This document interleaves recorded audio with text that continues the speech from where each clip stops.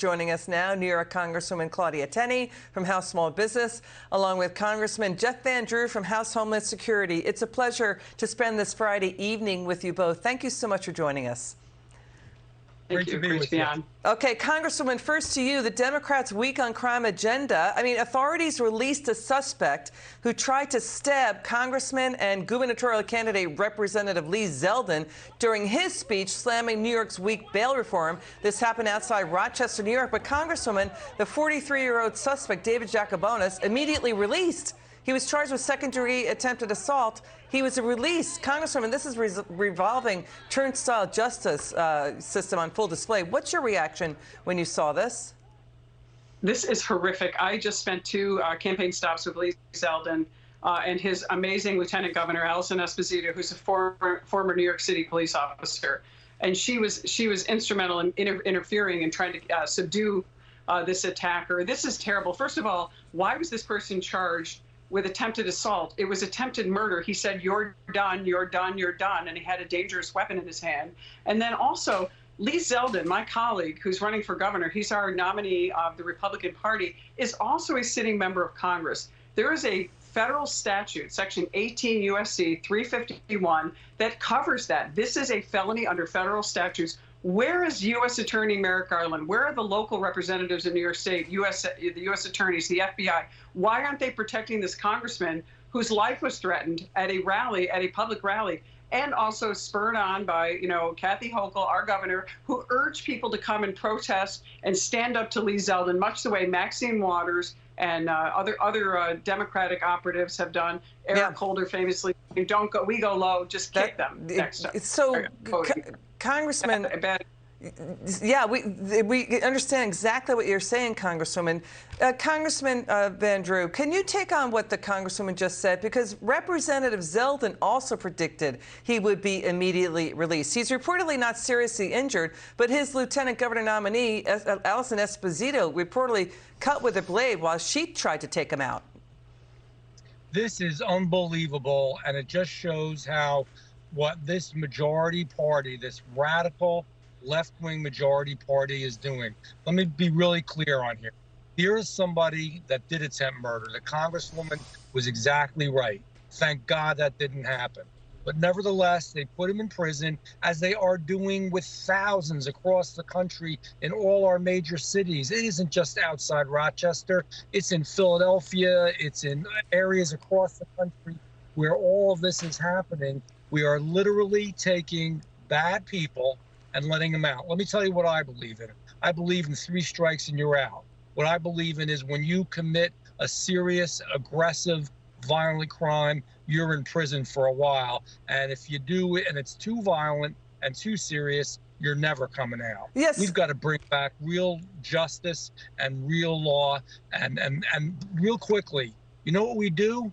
When this happens, I'm surprised the super left-wingers aren't going to go out and say we should make sure that nobody has knives anymore. We go against good law-abiding people and we make even more severe gun laws, but we let bad people out of prison on a rotating basis. It is shameful, and we're killing our country. People are using knives, to the Congressman's point, Congresswoman. Knives are out there. They focus on guns, but their knives are a problem. I mean, President Biden condemned this attack, so did the New York governor, but neither are citing New York's Democrats' weak on crime laws. Here's the thing. If you're charged with criminally negligent homicide, second-degree manslaughter, or money laundering in support of terrorism in New York, you can be released without having to post any cash bail, and that's now true for dozens of crimes. These are repeat offenders. We have constant repeat offenders. And by the way, Perinton, where this incident occurred against Congressman Zeldin, is just outside Rochester. Rochester, New York, home of Xerox, Kodak, all these great companies that have all left because of New York's horrible economic policies. Now we have among the highest crime rate per capita in the city of Rochester, in the same county where this incident occurred. And again, encouraging these people to go forward. I guarantee you, if Lee Zeldin had been a Democrat, this guy would be behind bars. He wouldn't be enjoying a nice, comfortable dinner tonight after trying to kill our congressman and also our governor candidate. I mean, he went after him with it was like a brass knuckles type of defense thing with a very sharp points on it, and he was going for his neck to try to kill him by stabbing and cutting him in the carotid artery, which would have been fatal. This is a serious crime that's being poo-pooed by the Democrats, but there are all kinds of citizens, not just congressmen and candidates. There are citizens across this state and this country who are in peril, who are looking for us to pass common sense laws. As the congressman said, we need to start holding people accountable. When you commit a crime, you need to be held accountable. If it takes going to jail, you need to be off the streets. The primary job of our government is to keep us safe and secure. You know, to the congressman's point, Congressman Van Drew, just 15 miles away from this scene, 2 cops were shot. 1 is now dead. That also just happened outside Rochester in upstate New York. And this, too, an entire police department outside Raleigh-Durham in North Carolina today resigned. They all quit. They cited a hostile work environment. There's a police shortage nationwide because of plummeting morale because of the Democrats' defund police and attacks on cops. But here's what we've got. We've got President Biden. He's got a $37 billion package for crime prevention. Notably, this is coming 4 months ahead of the midterms. The question is, why now? But, Congressman, it's like a third of it, about a third of it is only to hire and retrain 100,000 cops. Most of it is pork and the Democrat wish lists on things like community grant programs. No question about it. It mostly is pork. It's typical of what they do. And then, you know, if we vote against it as Republicans, they'll say we don't want law and public safety. No, the truth is they've brought our country down in a dozen different ways, probably more than a dozen different ways. And this is just another way. And you know what's sad? First of all, I want to compliment Lee Zeldin.